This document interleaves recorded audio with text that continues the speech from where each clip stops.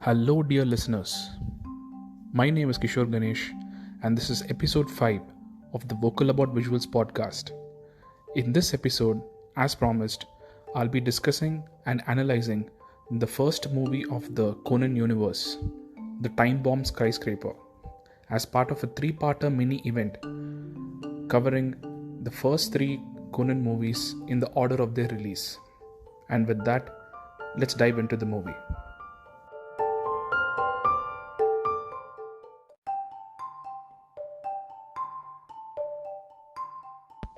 This is the first Conan movie and it released in the year 1997, a year after the first episode of the anime aired in January of 1996 in Japan. First off, if this is the first Conan movie you're watching, then it is fine. But if for some reason, like me, you have watched the more recent episodes and movies of the franchise and then found your way to this film, you will definitely notice that the animation is a lot dated. But that's only the animation. What impressed me tremendously was that the quality of the mystery is top notch and that it is not even close to being dated. It still holds up today and will hold up for a long time in the future as well, is what I believe. The plot is basically about Conan attempting to figure out who the culprit is that has been bombing a bunch of Japanese architectural structures and stop the explosion of the skyscraper that's mentioned in the title. The movie begins with a mini mystery which has the same structure as a typical Conan episode from the series. And let me tell you, the movie grabs you from the first second. The mini mystery does have a bearing on the main mystery of the movie, and its resolution is highly satisfactory and in line with the high quality mysteries that we are used to from this franchise. Now coming to the main plot of the film, there is an aspect of Conan that was showcased in this movie which I have seldom seen in any of the movies since, which is Conan or Shinichi being disappointed that he has been forgotten by the people owing to a lack of fan letters. Maybe this trait was showcased more in the earlier episodes of the anime, I'm not sure. By the way, I haven't watched the first few hundred episodes of the anime, the reasons for which I will be covering in a future episode. Getting back to Conan's disappointment at the lack of adulation from his fans, Shinichi/Conan as a character is always shown to be hiding away from the spotlight by constantly shifting the attention from him onto Hattori or Kogoro or Agasa or even Sonoko, which is vital because if he's exposed, the black organization will come after him, his friends and his family. So Shinichi pining for adulation, that did seem odd to me, but then again, it is understandable. After all, he was a teenage detective sensation who had an almost perfect life. Going from that to his current predicament, well, it does make you feel for the guy. But of course, we have good news. What Shinichi has lost in terms of fan letters, he gains in the form of an invitation. An invitation to a party that kicks off the mystery, that is. And thus begins the tale of the Time Bomb Skyscraper.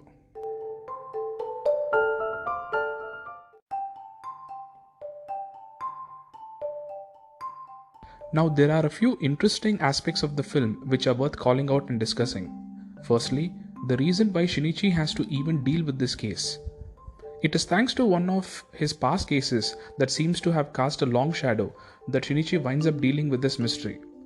Another aspect of this film is that over the course of the bombings or attempted bombings of structures, we come across a sequence that resembles the plot of Speed, the Keanu Reeves and Sandra Bullock movie from '94. Considering this movie came out in '97, maybe it did prove an inspiration to the writers of Conan. Who knows? Then we move on to the sequences where Ran appears on screen, and in most of the film, except for the climax sequence, I can describe Ran's character with a word that didn't exist in the lexicon of the world in '97 in the context in which it is used today. Cringe. Now I get it, this is a shonen anime, aka it is written primarily for boys, but the fact that Ran's character is the way it is, well, it makes me feel as though the writers have accepted that women aren't going to be looking for inspiration in Ran's character. The character is extremely one-dimensional, and well, this discussion deserves its own pod, and I assure you that is coming sometime in the future. In short, like in most Conan films, Ran's character is 90% cringe and 10% commendable. Last but not least, let's talk about the villain. The bad guy in this movie, whose identity I'm definitely not going to spoil, is a total psychopath. His reason for trying to blow up structures is flimsy and doesn't make sense, but maybe that's why it is psychotic. For a one-off villain, the antagonist is formidable in terms of presenting Conan with a worthy challenge, which makes for an engaging movie. And the final hurdle of the movie is actually quite tough for Conan to tackle and overcome, which further elevates the film.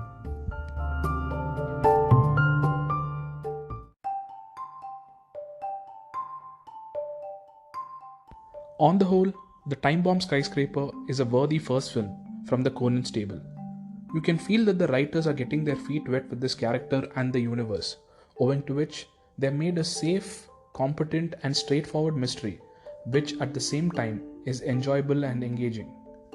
And if you are a Conan fan, it is a no-brainer that you have to watch it, and you will enjoy it for the mystery, for the fact that it is the first Conan movie, and for the vintage animation. I know, I said it looked a bit dated, but that is from an objective perspective. From a fan's perspective, it ain't dated, it's vintage. Once again, my name is Kishore Ganesh. This is the Vocal About Visuals podcast, and thank you, dear listeners, for listening.